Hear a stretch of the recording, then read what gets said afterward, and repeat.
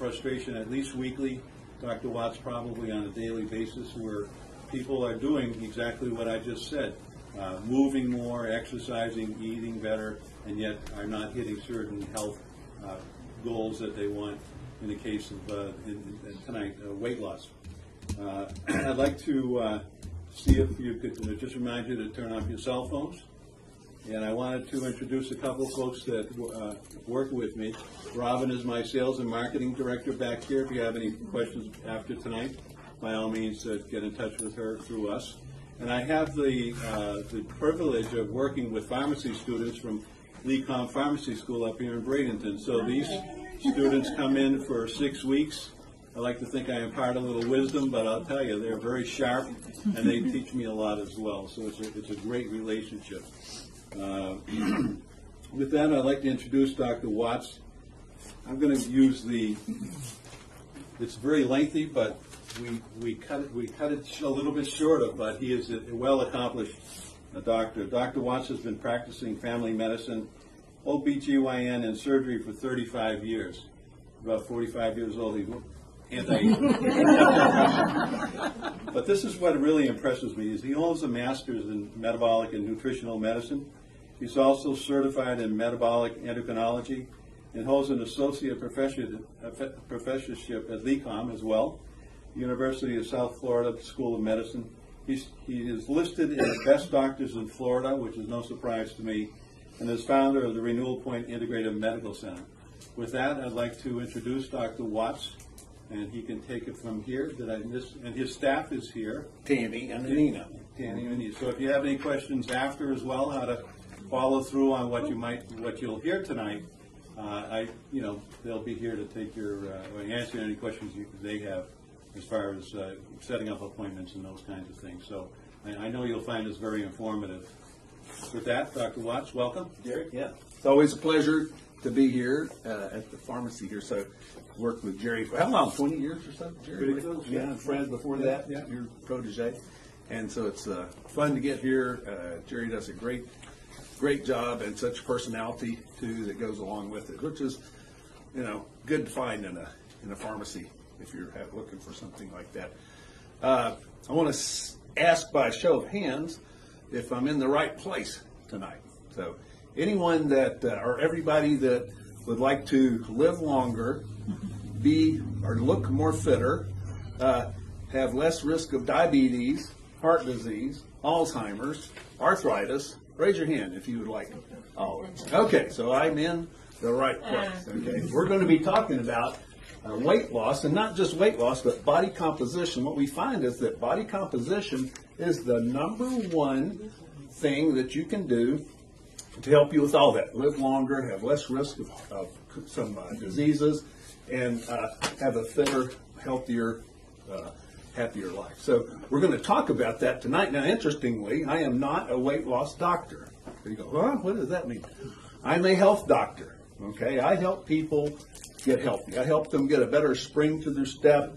I help them get better mentality. I help them become more fit and have less diseases and illnesses. This is what I do as an anti-aging or health doctor. But it just so happens, and we just said that having a good, healthy body composition is one of the #1 major things to help us do that. So that's that's what we're going to talk about tonight. As we get going, let's see, Jerry, it was working. Is that off right there? That little screen messing us up? Get that off of there.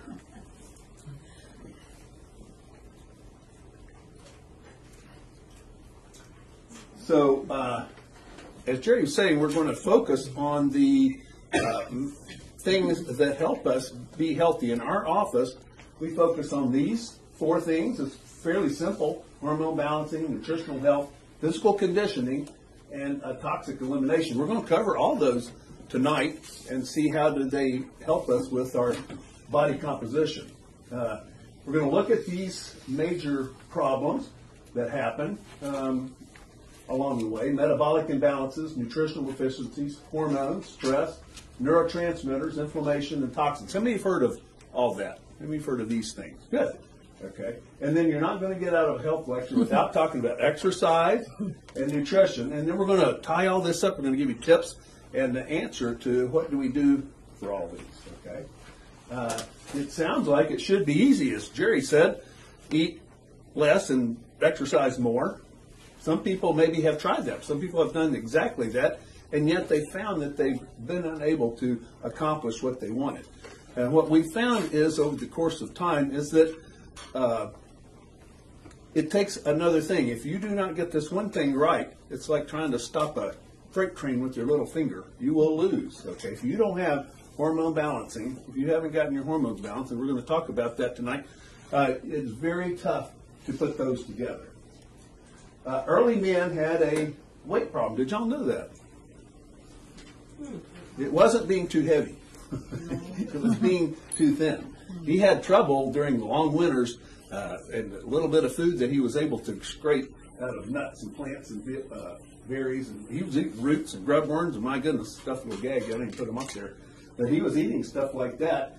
And then it was very hard for him to go through winters. So he would go through it. Our bodies have more potential to withstand stress of famine than it does of having McDonald's and everything on every corner nowadays. What happened back then, when our body would sense that stress of famine, starvation, it would kick in, it would go into a slowdown process. Very efficient. Our bodies are still very efficient at that, so that old mechanism can still kick in, and we're going to find out that that has a lot to do with what's our problem nowadays. Okay? So these early survival mechanisms are now turning against us. During my era, and a little bit before, this would be, I come from an agrarian area in East Tennessee, so fairly poor area. This would not be an unusual picture, say 150 years ago, even maybe 100 years ago. They would have had a tractor maybe 100 years ago. Our recent ancestors did a lot of physical labor. They ate close to the food sources. Sugar was rare, only 2 pounds per sugar per year at that time. And it was usually natural sugar, like honey or sorghum or stuff like that, that they were able to get and make. And food was grown without organic fertilizers or pesticides. And this whole group of family, did they have a weight problem? Yes, the same thing. Trying to get enough food made for the family to help keep everybody going. So what happened? Okay.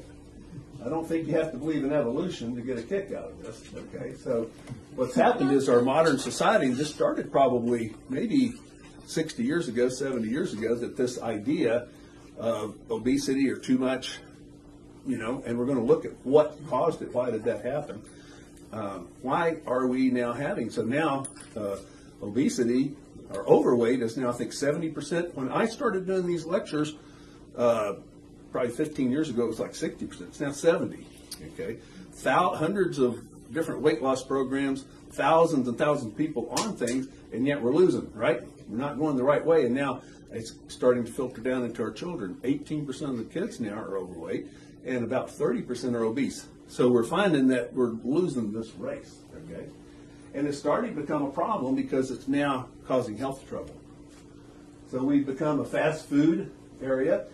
When I started, I guess I was probably in grammar school or high school, and they got a first McDonald's came onto our block, and it was somewhat close. My mom could take me down there, and I could get a 10-cent hamburger, 10-cent fries, a 10-cent Coke. Oh, this is awesome. It's like, when I get older and have my own money and my own car, I'm going to come down there every day and eat down there every day. This is like the best thing ever. And so that's kind of the first time that we had fast foods. I guess there was, there were some older Crystals and things such as that back in that day. But so those things have just pletherized, right? So these franchises of fast food stuff started off in our, we have an overweight nation that's emerged with that fast food industry, as I said, somewhere in the range of about 60 years ago. And along with that, increased diabetes, hypertension, high cholesterol, heart disease, Alzheimer's, trans fat. What is that? That's not real. That's not in our food source. But we have invented trans fat and hydrogenated fat to make our food sources last longer. When you see an Entenmann's donut in a grocery store in the package and it has no expiration date, you have to wonder about that. Even the bugs and moles and bacteria won't eat it. And here we just eat it up. So you have to wonder, so these hydrogenated fats and trans fats have been invented to help make preservation, but they're probably not good for our bodies. As I said, sugar now is up somewhere in the range of 150, and in some areas of our country, 300 pounds, so from 200 to 300 pound average. Salt and everything. I'm very salt intolerant. I have to really watch it, you know.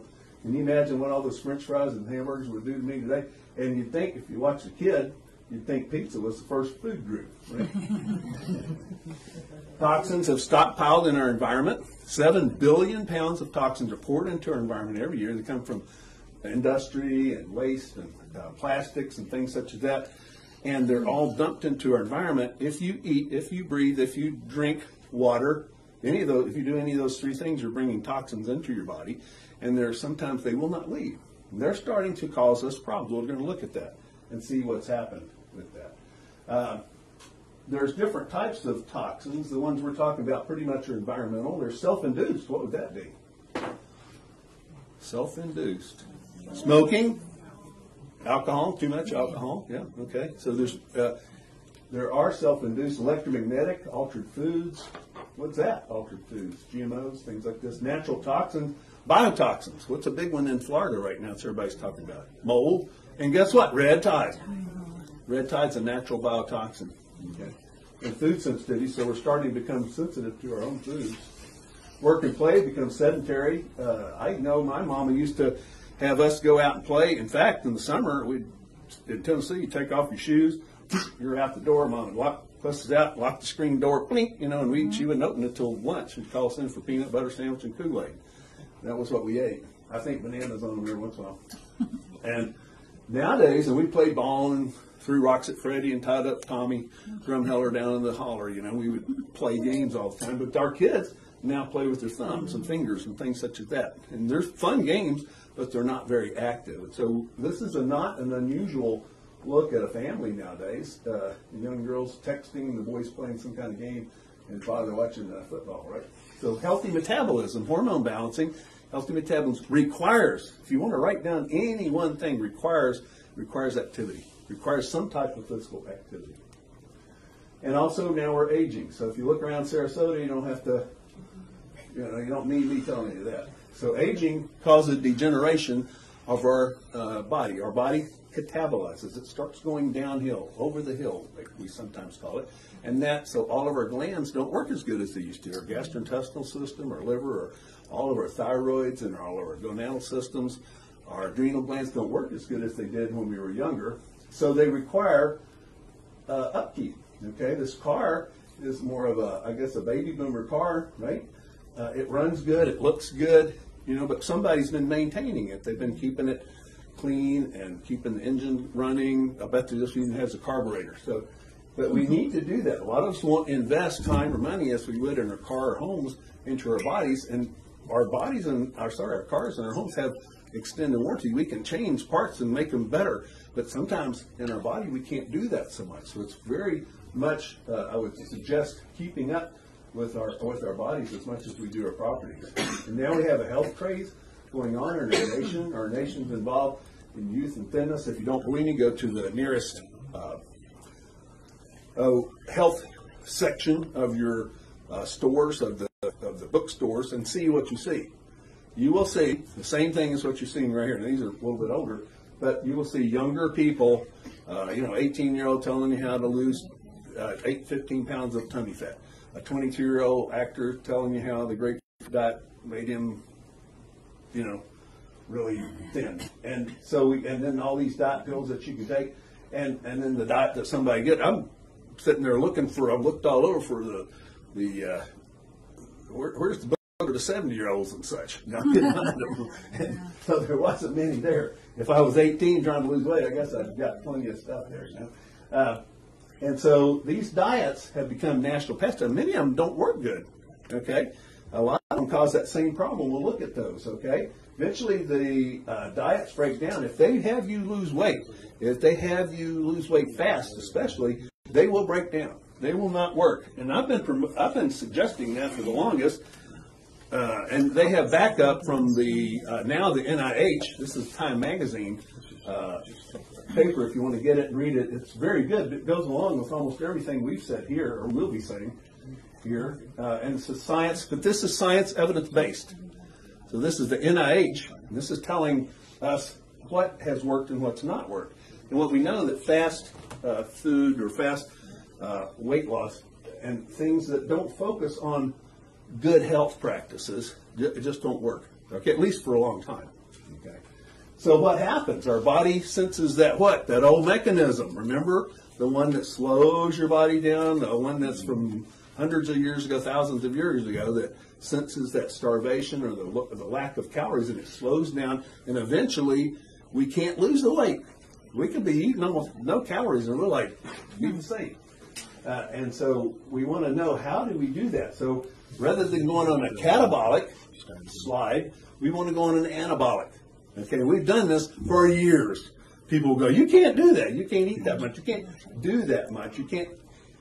But you can. Think of being 20 years old or 18 years old and all your hormones were working good and you were active and you were healthy and viable. What could you do back then? You think about that, you know. And nowadays we can't do even a fourth or half of that stuff. We were eating pizzas and drinking beer. I was even mad at what we were doing. So all these diets are catabolic. Most of them are catabolic. And I don't have anything against any of these diets. Most of them are, you will lose weight. But what we want to do it is in a healthy fashion. Okay, we've been working with people for years on this. We use what we call an anabolic process. So rather than tearing you down, we build you up. Okay, musculature, joints, brain, health, sexuality, this whole works. Okay? Things so we get good health practices to trim the body, reduce the fat, and make us healthy and fit. So we're going to talk about some of this. Hormones are one of the major issues. Almost all hormone imbalances cause excess weight, usually around the middle, around this area, and around the buttocks and around the legs. Okay, natural hormone balancing is the key, one of the keys in our office for weight loss and staying healthy as long as possible. And I say natural hormones because there is a difference. I've had patients come to me all the time and they'll go, well, I've heard these cause cancer, or these cause heart disease, or these cause Alzheimer's. No, they don't. The natural hormones do not cause these problems. As a matter of fact, they help you keep from getting that. They don't help you keep from getting cancer. They do not increase your risk, okay, but they can help you with decreasing heart disease and decreasing Alzheimer's. Science evidence-based. People have done thousands of years, 80,000 years on cancer, looking at women. 80,000 women studied in Europe on natural hormones had no increased risk of cancer, breast cancer at that point, on the natural hormones. If we take the synthetic, is even up to 60% increase. So huge increase. We don't use that. Jerry does not use that here. It's not what we're going to be talking about tonight. So just wipe that out of your brain. So hormones of body composition, all hormones. So people think, well, hormones, that's like estrogen for females and testosterone for males, right? Yes, that's two hormones. There's thousands of hormones. So there's hormones in our brain, hormones in our thyroid, hormones in our adrenal glands, hormones around our bellies, hormones in our gut. A lot of hormones are right in our gastrointestinal system. Hormones, yes, in our gonads. But all these work together to help us, and they help interconnect. They're one of our messaging systems in the body. So they help us maintain health and maintenance of the body. If you do not have your hormones straightened out, you will have poor maintenance. You will start that catabolic dive that we just talked about. When you help balance them, it helps you stay anabolic, helps you stay in a more vital condition. So these hormones are all interconnected. The adrenal gland, I put that on the bottom because that is the drummer to the band. If the drummer comes off, it throws everybody else off. In fact, if any of them's off, it doesn't make a good sound. It's what happens if you're listening to a symphony and the horns are bad. You know, listen to something like that, the whole thing doesn't sound good. So it throws off. So any one of these hormones can throw the other one off. So one of the things we try to do is balance all of them, at least the main ones that help us keep weight and maintenance. These are some of the main ones that I'm talking about: thyroid, estrogen, progesterone, testosterone, cortisone, insulin, growth hormone. Almost all of these fall as we get older. Almost all of these go down as we get older. Two of these go up, and it's not a good thing. Cortisone goes up and insulin goes up. Guess what? This is called the fat hormone, and this is called the death hormone.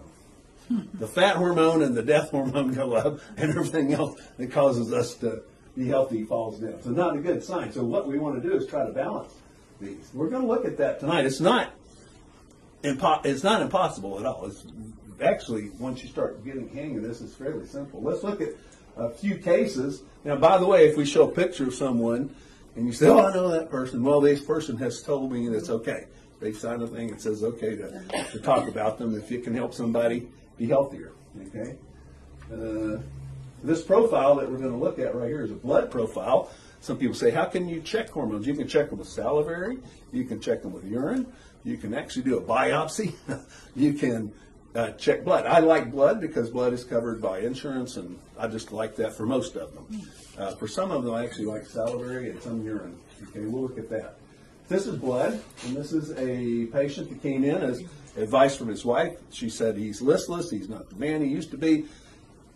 He's on medication. I'm worried about him. He's gained a lot of weight.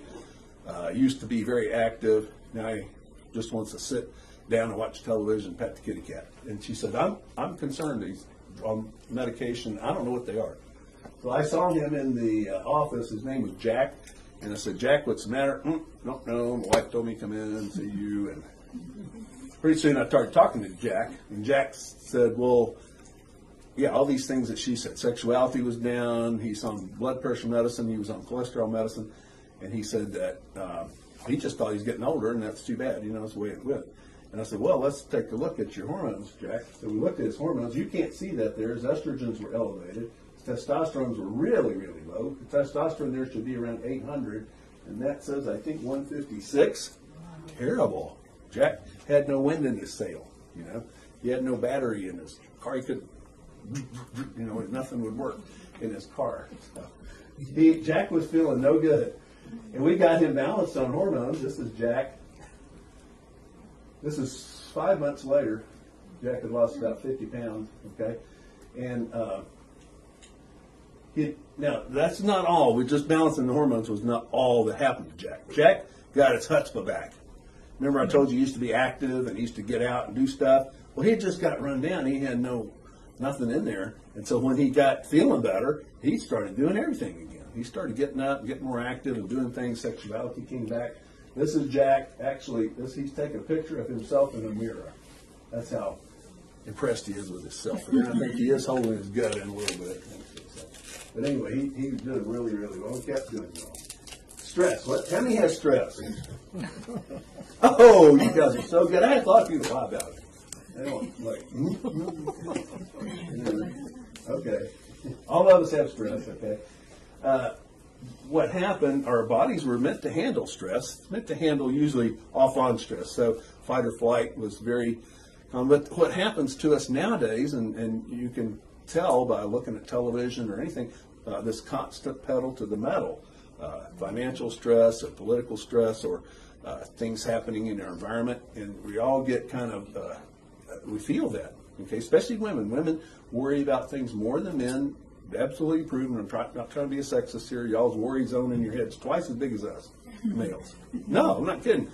Talk to your husbands. Y'all have, what are you worried? Are you worried about something? No, I'm not worried about it. I'm not thinking. What are you thinking about? Nothing. I'm not thinking about anything. You can't do that. You can't think about nothing. Yes, I can. Stop making me think. Try that sometime. I'm talking to an all-women group for the people on the online here. So our adrenal glands were meant to handle that quick flight.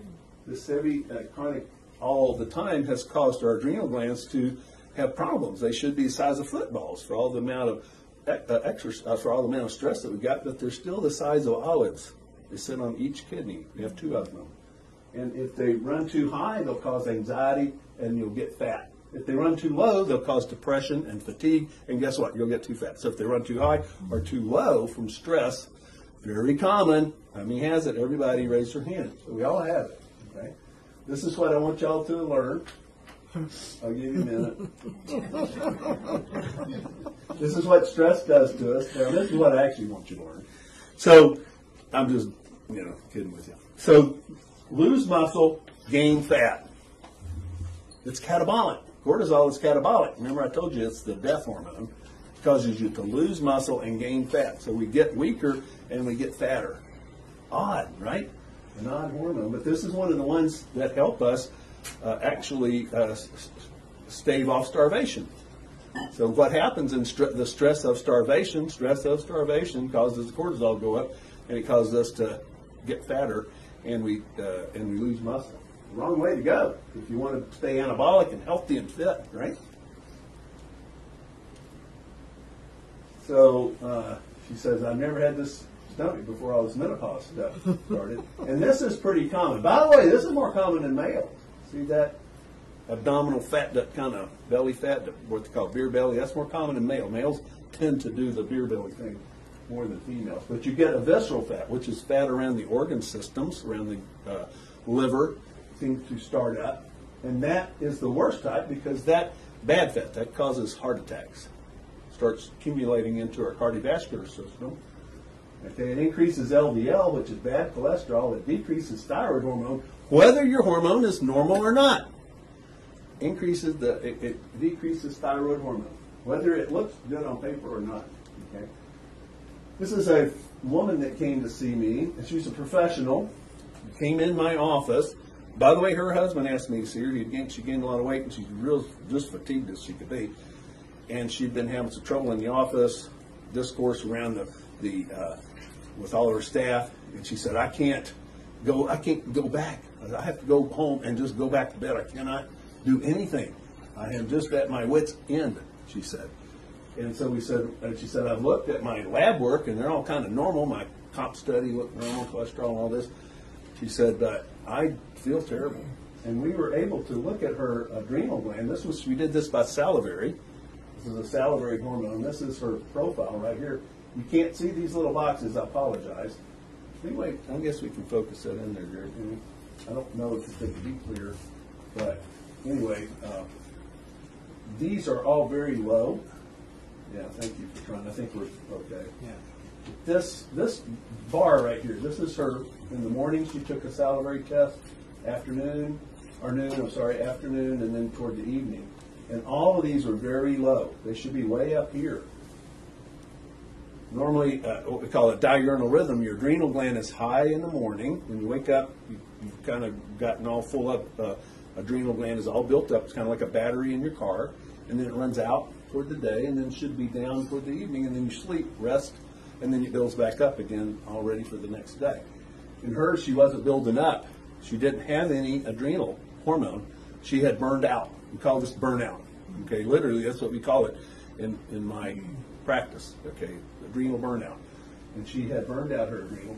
If your adrenal gland is what? Low or high, you gain weight, right? If it's low, you get fatigue and depression. What'd she have? Fatigue and depression. She couldn't go back into work. We had got her adrenal gland straightened out, and we were able to suggested that she go get somebody to help her figure out. We got some team building and coaching done in her office to help everybody stop bickering and all the stuff they were doing in the office. And she's fine. She's been doing fine.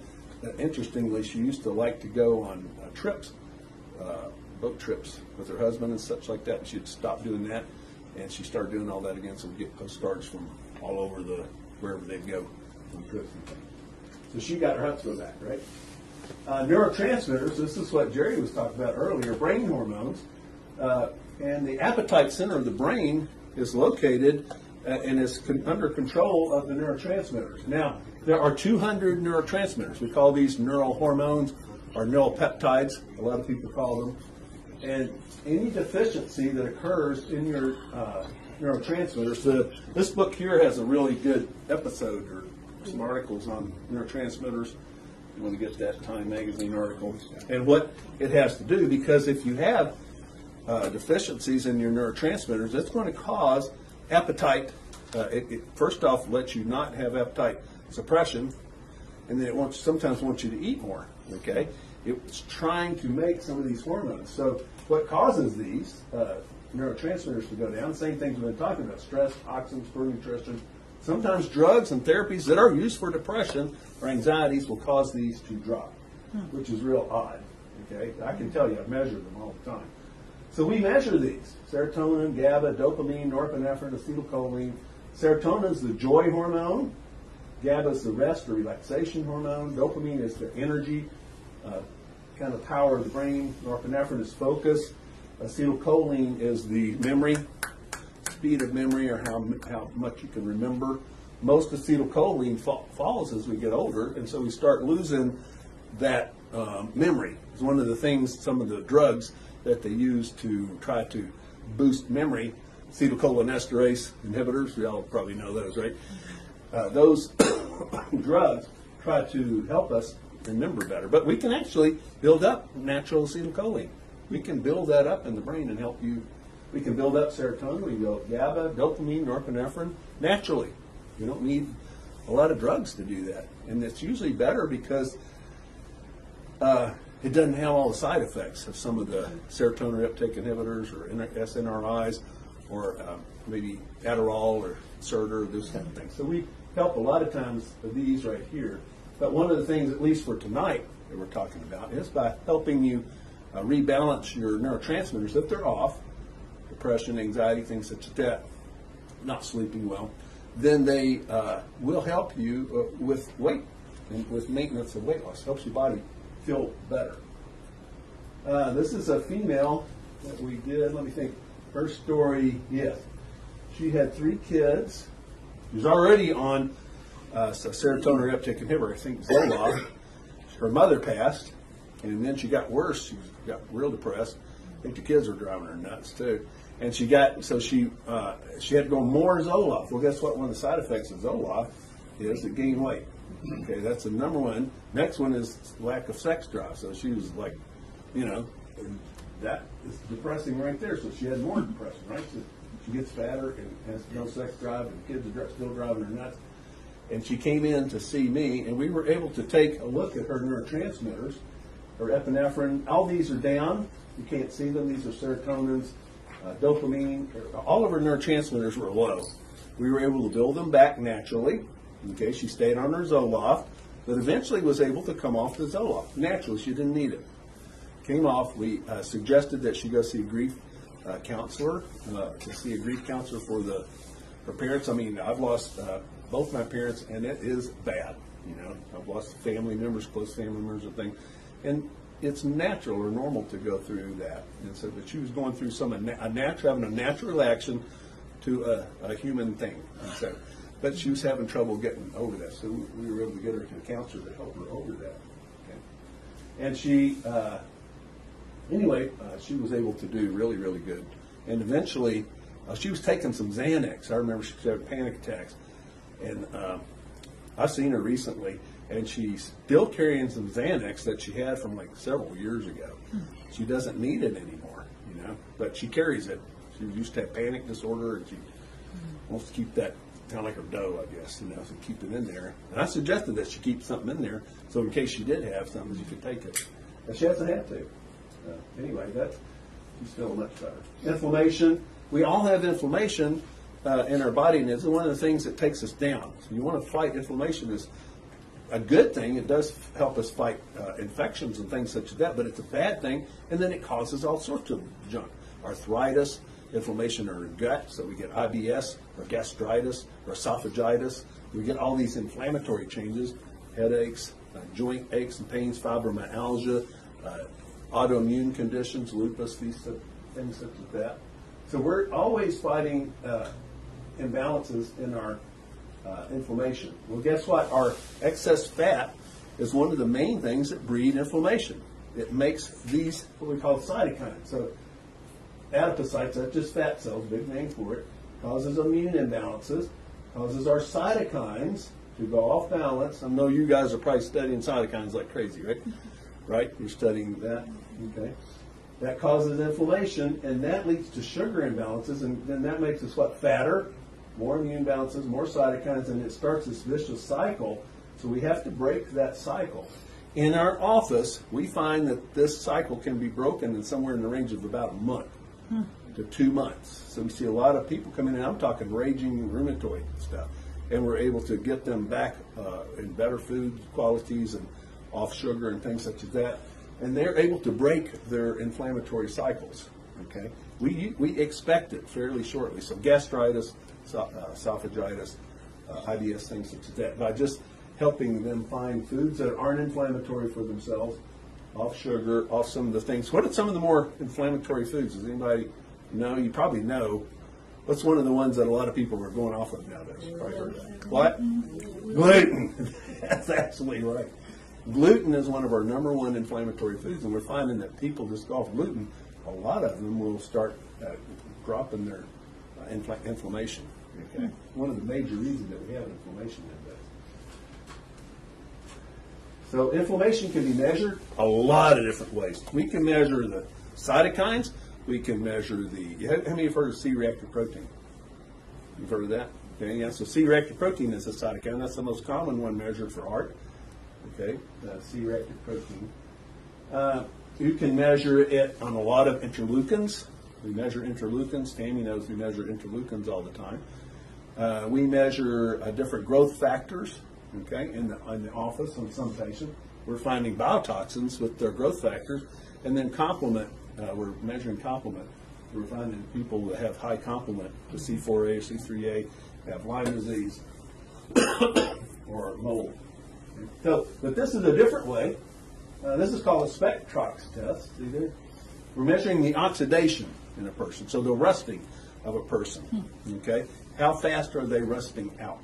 If you're rusting, if your body's oxidizing, it's too much, using up too much oxygen, changing your cells and killing them, with over killing them, then you call that oxidation. Okay. How many know about antioxidants? Antioxidants, so they fight the oxidation, right? What are antioxidants? Vitamin E, A, and C, right? These vitamins. That's why your doctor might be suggesting you to take more of that, or get that in your food, right? Because to balance this inflammation.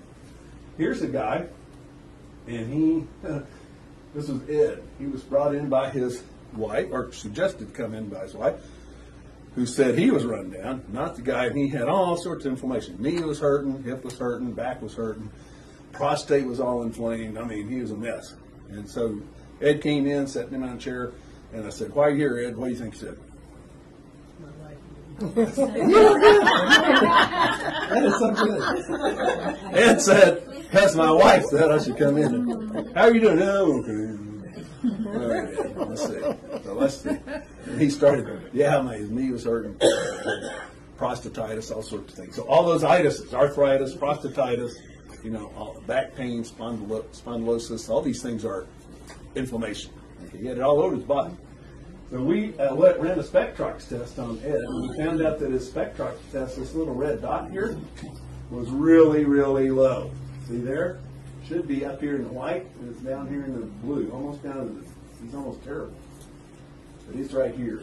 And so Ed was rusting too fast. He's rusting out. His whole body is oxidizing. Okay?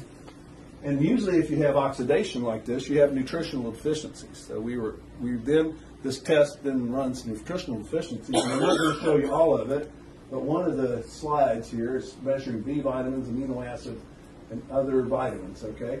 We found that he had really low zinc. Zinc is one of the major vitamins that affects the prostate.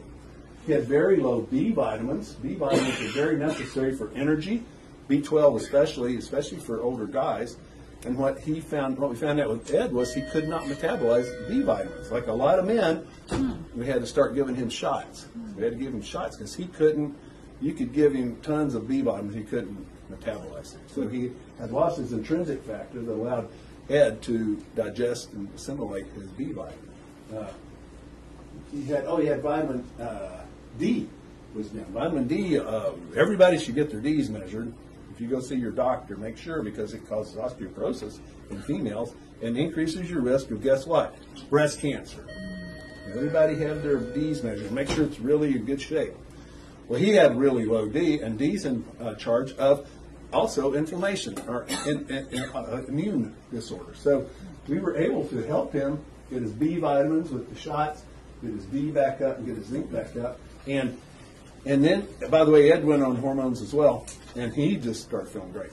So a lot of these inflammatory hormones were helped. I won't say we totally got rid of his arthritis, but he was able to move around. We got him on some chondroitin, some things to help him get almost like, I guess, STP in his joints, you could call it. So get some fluid back in his joints, and he felt a lot better. Get back into good exercise.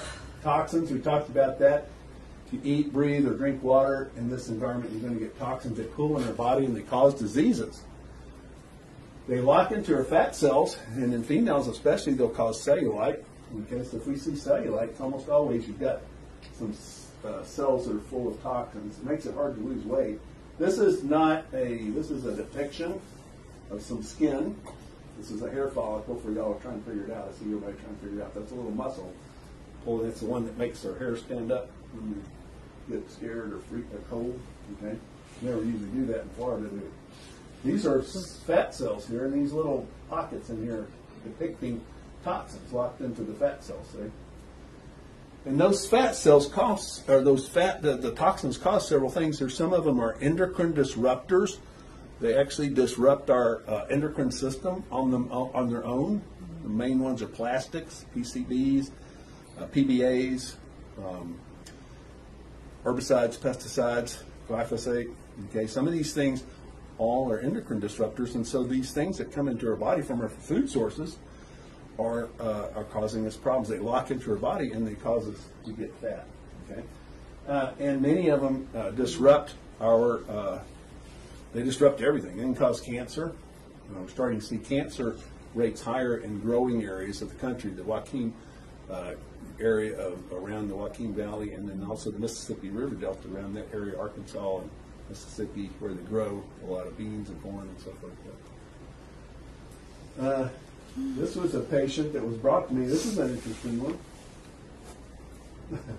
This one is a woman that had been having trouble with weight loss, and she was she had a reason that I thought she might have some toxicity, heavy metal toxicity, but I won't go into that.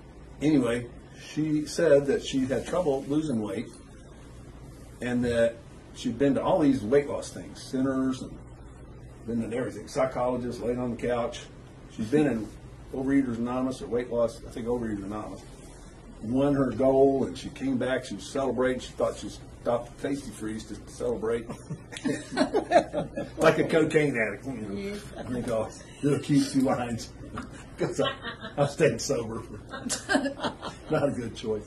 Anyway, so she stopped at Tasty Freeze. Before she left, she'd bound about 3 of those with chocolate on them. She came to me. She said, "I'm terrible." She said, "But one of the things she talked to me about, she said, when I try to lose weight, I feel terrible. I don't feel good."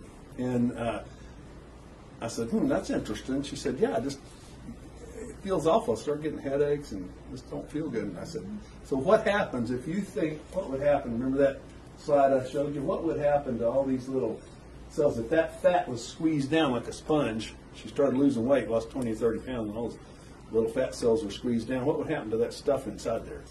Shoots up, goes to her brain, heart, all her other organ systems. So that fat was kind of keeping that walled off. When she'd lose that fat, it would move up those toxins, and all of a sudden she'd be feeling terrible. And so we did metals, and you can pretty much see that. That's lead right here is really high. Mercury is real high. Okay, arsenic was very high. We have high arsenic in our water system here. Mercury we get from fish. See, mostly from fish or even from metal dentistry that we see. And we're able to see that and help with that. Okay. In her, we were able to get the toxins out. This is toxins in the brain. This is not weight loss, but I just put this in to show you what toxins can do.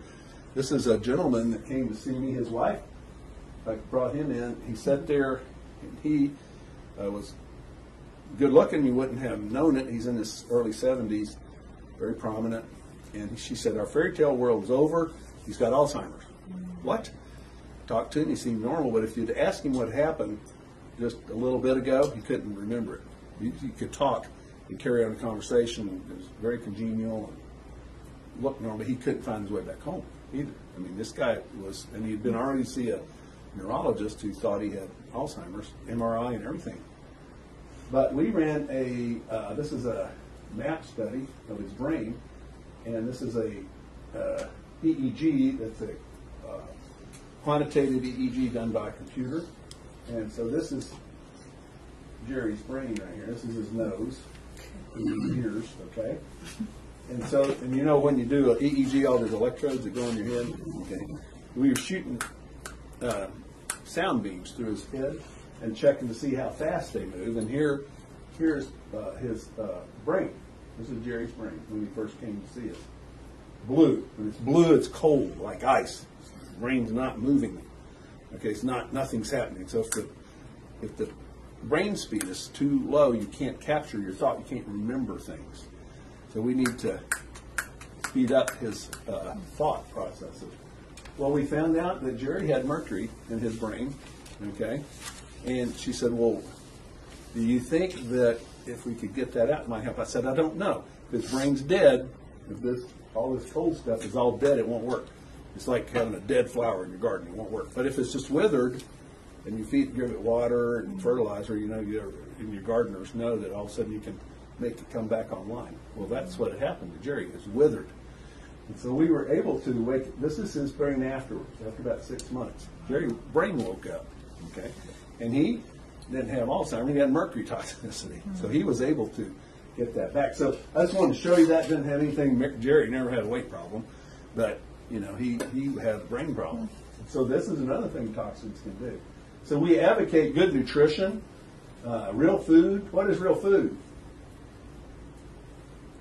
Fresh. Whole foods, yeah. Mm-hmm.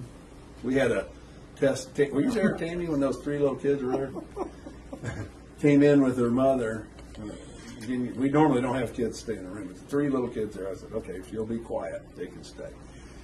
And they were quiet. They were nice kids. And I said, okay, let's have a test, see what's real food. So I said, Twinkies, is that real food? Talked to themselves. They're like 5, 7, 8. No, that's not real food. Good answer. How about cookie dough cereal? Yes. Cookie dough cereal. That's right. So if you want to eat stuff, I say what God made. Okay, it's not processed. It's stuff, things that you get and eat. Those are your best things. Usually, if you can get it without toxins on it, you're better off with just what we talked about tonight. So anti-inflammatory foods that build the body up, antioxidant that reverse some of those oxidations that you get, low in saturated fat, complex carbohydrates. I say low or no gluten. You were saying that pretty well, right? That's a very high inflammatory. High in omega-3. What's omega-3? Everybody knows that. Fish oil. You had a health lecture, right? Lots of pure water. Why pure water? Because water has a lot of stuff in it. You know, if you don't eat, you should filter your water system, okay? Somehow. A lot of people should supplement their diet. Most of us have vitamin deficiencies. I eat about as good as anybody here. I know what to do. And I try to eat organic. I try to eat good food. I try to eat anti-inflammatory food. I'm not always right. I will not tell you I'm always right. Is that right, Tiny? Mm-hmm. Nothing to talk about, right? And especially this time of year, I usually gain a little bit of weight right after the holiday season, and so I try to get back on, straighten back up. But a lot of times you stay hungry and starved because you have vitamin deficiencies, and some of these deficiencies, your body doesn't know the difference between vitamin B, the B vitamins, or the D vitamins, and it tries to get extra nutrition, and it's looking for the wrong sources sometimes. So you want to get your vitamins and everything. One of our keys of our weight loss clinic is to get people's nutrition straightened up, just to get them on good nutrition. It's not even difficult. Okay, so good multivitamins, omega-3, control the insulin, amino acids, adaptogenics, intestinal balance, fat burners. What's intestinal balance? That's a big thing. By the way, that's in this book here too. Did you know just getting your probiotics in your gastrointestinal system helps you keep your weight strong, helps us balance our immune system? One of the main things that we can do nowadays. Y'all, like, you have a good line of probiotics right here.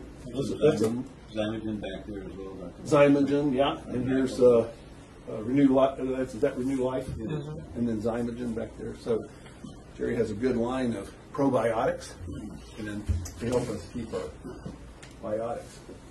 we do about what it takes in a weight loss. We can do a medical weight loss management. Okay, so people that have trouble and lots of different things. We've gone over some things tonight, but we'll do about whatever it takes. You have a minute, maybe explain the importance of a quality probiotic with the Yes. That's important. Yeah. So we do suggest, and what Jerry's pointing out, is that you want to get a pharmaceutical grade, we call it, probiotic. You can buy probiotics all over the place. There's no probiotics that are bad for you, but a lot of times you're spending your money on nothing because the probiotics don't work. If you buy one that's not, this one is held in a encapsulation type thing, and it's held in a vacuum.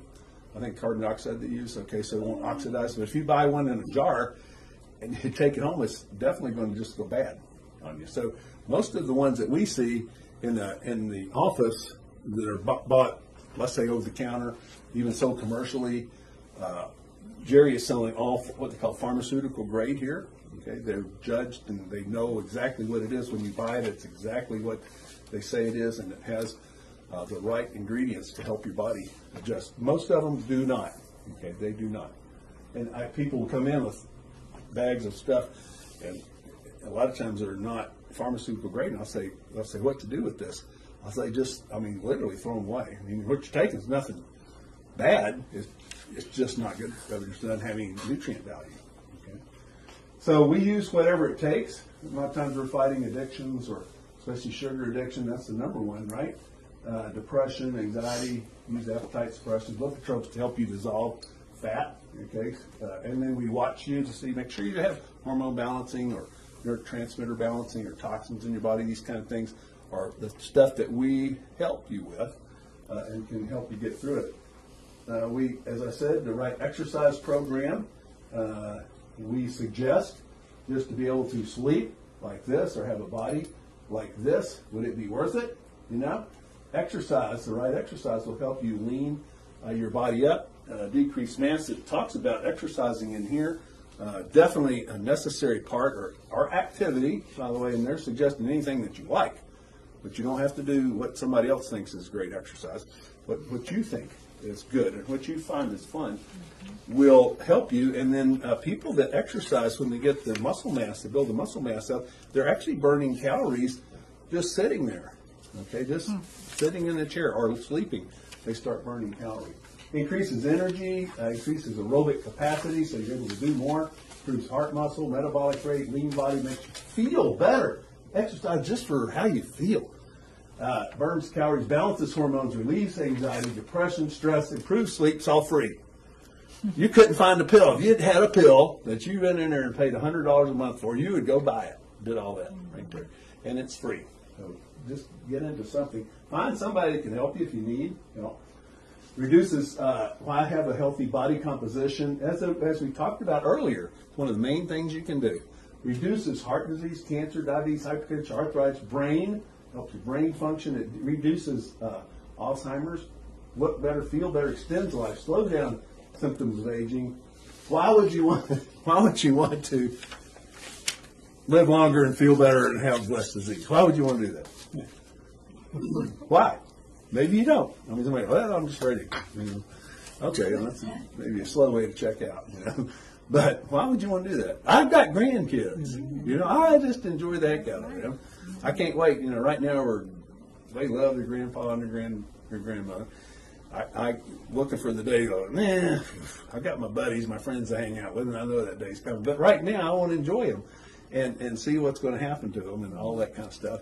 My kids are now taking over as parenthood. And now we are smart. Again, my wife and I are now intelligent. They actually ask us what we thought about something. So be able to do this and enjoy things. Go on a picnic. We're going on a picnic this weekend with them to Mayaka Park. Can't wait. It's my wife and my birthday. And so we're going to enjoy that. So just to be able to enjoy things, have fun, be healthy. If you don't have your health, you can't enjoy those things. If you have some of those things. So we have, told you to put it all together. We have a doctor-supervised program, nutritionist on board, nurse practitioner on board, all my friendly staff that you've met right here to help us out. And so we're the friendliest staff in the world, I think. And support you. And having support is so important if we're trying to either balance the hormones or we're trying to get your weight under good or get into a nice exercise program or something to help your body become healthy. So having support, especially if you haven't been used to some of these habits that we're talking about, may be hard for you at first. And we help you get through all that with empathy and compassion and all the work that we can do. So helping people through sometimes the hard times. We've talked about some of those today. If you have somebody with you, you don't die from falling in a mud puddle. You die from not getting back up or having somebody around to help you get back up. And each of us should have people like that around us, not just us, but other friends of ours and support systems around us to help us. To live a longer, happier life, you want to invest in your health, okay? It's like investing in your car, your clothes, or anything. A lot of people invest in their 401ks. You invest back into yourself, okay, and your body. So I'm going to stop right here. We've got a few more minutes, Jerry, maybe 5 more minutes. I know some of y'all have other things to do, but I thought maybe answer questions. Would that be okay? Or, yeah, absolutely. And Jerry be here to answer any pharmaceutical questions.